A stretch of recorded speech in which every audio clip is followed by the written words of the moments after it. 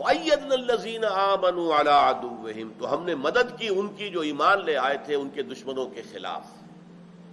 فَأَصْبَحُوا ظَاهِرِينَ، بالآخر وہی ہوئے غالب جو عیسیٰ کے ماننے والے تھے علیہ الصلوۃ والسلام. اب یہاں بھی یہ نہ سمجھیے کہ یہ 2-4 دن میں ہو گیا، اس میں صدیاں گزری ہیں. For 3 long centuries، 300 برس تک یہودیوں کی اور عیسائیوں کی چپقلش چلی ہے. اور رومی جو بت پرست تھے، کافر تھے، انہوں نے یہودیوں کو بھی ستایا، عیسائیوں کو بھی ستایا. اور حواریین مسیح نے پھر جو محنتیں کی ہیں، جو تکلیفیں اٹھائی ہیں، جو مصیبتیں جھیلی ہیں، جو تبلیغ کرنے کے لیے واقعتاً تاریخ انسانی کا وہ بڑا عجیب باب ہے.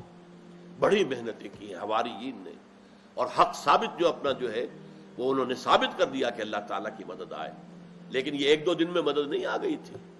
جیسے حضور صلی اللہ علیہ وسلم کے دعوت کے آغاز سے لے کر اور 17-18 برس کے بعد مدد آئی ہے، اس سے پہلے مدد نہیں آئی.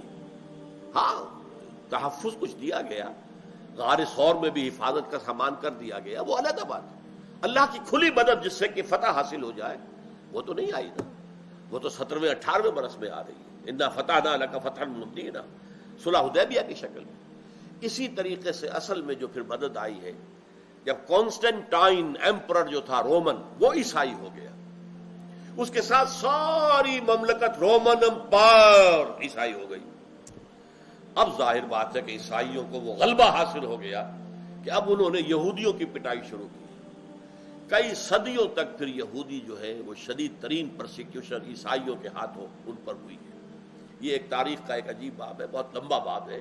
یہاں تو قرآن مجید نے اسے چند لفظوں کے اندر سکیڑ دیا ہے، اسے بالکل جو ہے ایسنس بیان کر دیا. بالآخر نتیجہ کیا نکلا کہ یہودیوں پر وہ عیسائی غالب آئے، اور یہودیوں کو پھر انہی کی پناہ لے کر آج بھی اگر ان کی حکومت قائم ہے تو عیسائیوں کی پناہ میں قائم.